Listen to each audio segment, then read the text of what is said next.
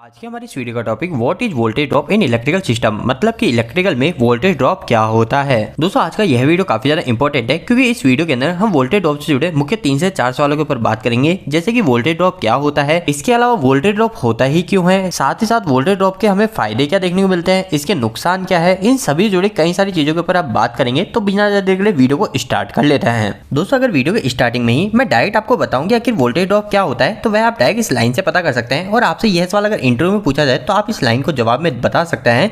यहाँ पर लाइन लिखी हुई है, the amount of voltage loss is defined as the voltage drop, मतलब कि हमारे सर्किट के कारण किसी भी कारण से जो वोल्टेज के लॉस होते हैं उस लॉस को ही हम वोल्टेज ड्रॉप के नाम से डिफाइन करते हैं। मतलब आपको इस बात का ध्यान रखना है कि वोल्टेज लॉस और वोल्टेज ड्रॉप दोनों एक ही चीज है। और इसके बाद में दोस्तों यहाँ पर सेकंड लाइन इंपॉर्टेंट लिखी हुई है, जो कि this is due to presence of resistance inside the circuit, मतलब कि हमारे जो वोल्टेज का लॉस होता है, मतलब कि हमारे जो सर्किट में वोल्टेज ड्रॉप होता है वह किस वजह से होता है, वह होता है presence of resistance in the circuit. मतलब हमारा जो सर्किट है, जो भी हमने लोड चला रखा है, उस लोड के अंदर उपस्थित रेजिस्टेंस के कारण ही हमारे वोल्टेज ड्रॉप और वोल्टेज लॉस होता है। तो दोस्तों आपको सिर्फ एक इस लाइन से यह तो पता चल गया कि आखिरकार वोल्टेज ड्रॉप क्या है और आखिरकार वोल्टेज ड्रॉप होता ही क्यों है। लेकिन दोस्तों अगर फिर भी मैं आपको थोड़ा सा वोल्टेज ड्रॉप को प्रैक्टिकली बताऊं, आखिर हमें किस जगह देखने को मिलता है, तो दोस्तों आपने कई बार देखा है कि हम एक जगह से दूसरी जगह कभी भी हमारी इलेक्ट्रिकल की सप्लाई को भेजते हैं तो वह सप्लाई हमारी एग्जैक्ट नहीं होती है, उस सप्लाई में कहीं ना कहीं कुछ ड्रॉप हो जाता है। जैसे कि उदाहरण के लिए मान लीजिए कि हमारी जो पहली जगह यहाँ से हमने 415 वोल्टेज हमारी सेकंड जगह पे लगी एक मोटर को चलाने के लिए भेजे।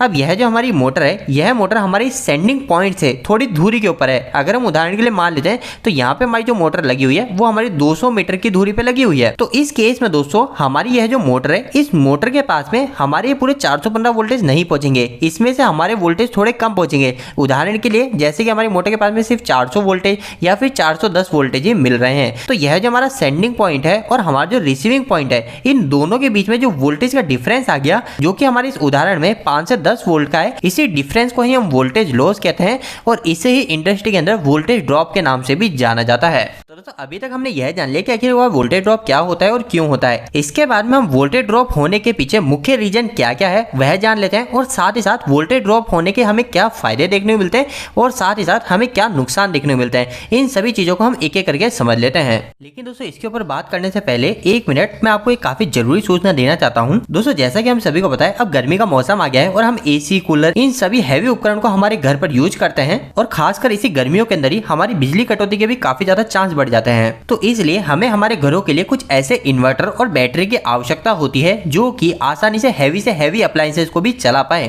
तो दोस्तों इन सभी बातों को ध्यान में रखते हुए मेरे सभी रिटेलर और डीलर दोस्तों के लिए एक काफी ज्यादा स्पेशल मैसेज है, जिसके अंदर मैं आपको लॉक द डील ऐप के बारे में बताने जा रहा हूँ। दोस्तों यह जो लॉक द डील है, यह एनर्जी और इलेक्ट्रिकल का सबसे बड़ा मार्केट प्लेस है। इसकी मदद से आप आपकी दुकान के लिए लगभग सभी प्रोडक्ट जैसे इन्वर्टर, बैटरी और कोई भी इलेक्ट्रिकल के अप्लायंस आसानी से खरीद सकते हैं। और दोस्तों यहाँ पर आपको एक्साइड, ल्यूमिनस, लिवगार्ड, एमरोल लगभग सभी ब्रांड आसानी से देखने को मिल जाते हैं। और दोस्तों अगर मैं आपको एक और मुख्य बात बताऊं तो अभी लिवगार्ड ब्रांड ने एक HKVA रेंज के अंदर इन्वर्टर को लॉन्च किया है, जो कि हमारे घरों और कॉमर्शियल सेगमेंट दोनों के लिए काफी ज्यादा सूटेबल है। इस इन्वर्टर पे आप आपके घर और शॉप के हैवी से हैवी लोड जैसे कि AC, cooler, oven, printer, fridge, लगभग सभी प्रकार के हैवी लोड को आसानी से इस इन्वर्टर पे चला सकते हैं। तो दोस्तों इतना तगड़ा इन्वर्टर होने की वजह से इस इन्वर्टर की आगे जाके डिमांड काफी ज्यादा होने वाली है। तो आप लॉक द डील एप्लीकेशन की मदद से इस इन्वर्टर को खरीद कर पहले से स्टॉक में रख सकते हैं। इसके अलावा दोस्तों किसी भी प्रकार की डील, ऑफर, डिस्काउंट के बारे में जानकारी के लिए आप डायरेक्ट इनके व्हाट्सएप नंबर पे व्हाट्सएप करके जानकारी ले सकते हैं।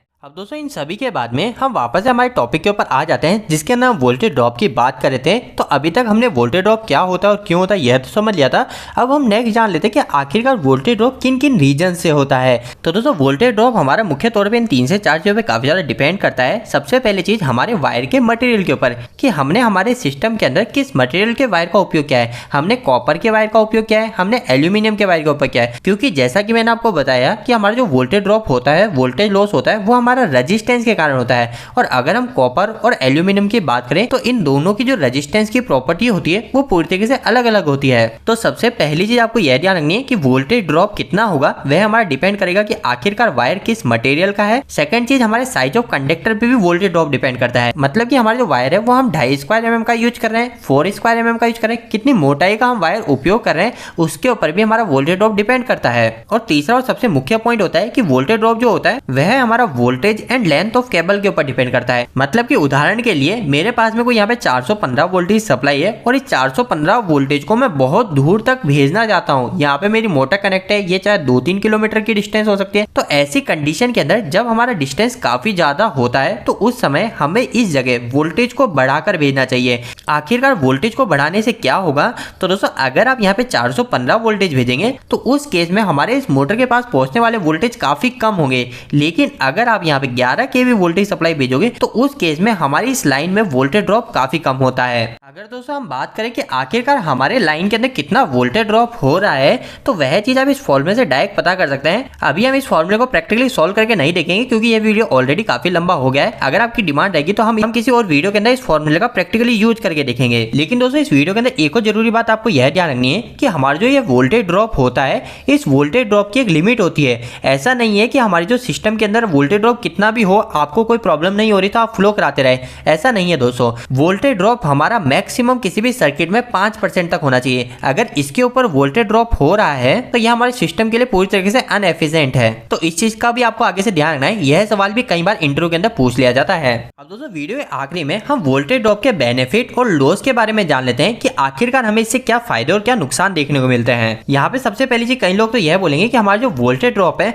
वह वोल्टेज ड्रॉप तो एक तरह का लॉस ही तो है ना, हमारे वोल्टेज कम हो रहे हैं मतलब कि वोल्टेज का लॉस है। तो अब आखिरकार इस वोल्टेज ड्रॉप से हमें कुछ फायदा देखने को मिलता है, अगर मिलता है तो वह क्या मिल सकता है। तो इसे आप एक सिंपल से उदाहरण से समझ लीजिए। आपने कई बार इलेक्ट्रॉनिक सर्किट को जरूर देखा होगा और इलेक्ट्रॉनिक सर्किट के अंदर एक सबसे सिंपल सा जो एग्जांपल हमेशा लिया जाता है वह लिया जाता है कि हमारे पास में 2 वोल्ट की हमारे पास में कोई एलईडी है, लेकिन हमारे पास में जो बैटरी है इस एलईडी को चलाने के लिए वह बैटरी से हमें 9 वोल्ट की सप्लाई मिल रही है। अब क्वेश्चन यह आ जाता है कि आखिरकार मैं इस 9 वोल्ट से इस 2 वोल्ट की बैटरी को कैसे चलाऊंगा। तो दोस्तों इस एलईडी को चलाने के लिए हमारे वोल्टेज ड्रॉप का ही, वोल्टेज लॉस का ही यूज लिया जाता है। आखिरकार कैसे करते हैं तो हम सभी को पता है, हम इस सर्किट के बीच में एक रजिस्टर को लगा देते हैं। अब यह जो रजिस्टर होता है यह रजिस्टर क्या करता है, हमारे इस सर्किट के अंदर रजिस्टेंस क्रिएट करता है। और रजिस्टेंस के क्रिएट होने से क्या होगा तो उसे हम ऑलरेडी यहाँ पे पढ़ चुके हैं कि जब भी हमारे सर्किट में रजिस्टेंस क्रिएट होगा तो इसके कारण हमारा वोल्टेज लॉस हो जाएगा।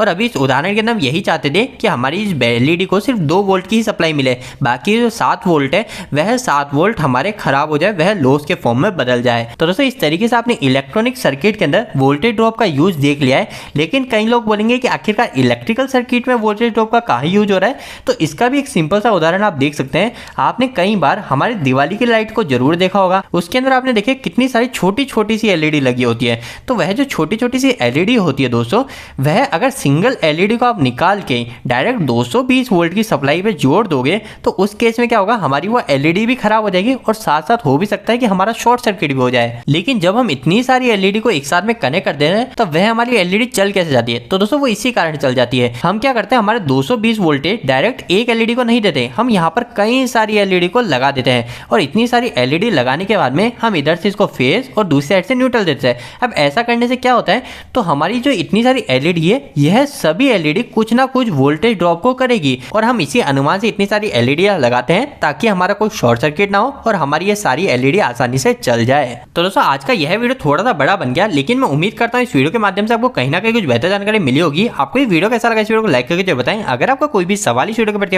आप मुझे कमेंट बॉक्स में कमेंट करके पूछ सकते हैं। इलेक्ट्रिकल पसंद करते हैं आज हमारे चैनल को सब्सक्राइब कर लीजिए। आज के लिए धन्यवाद।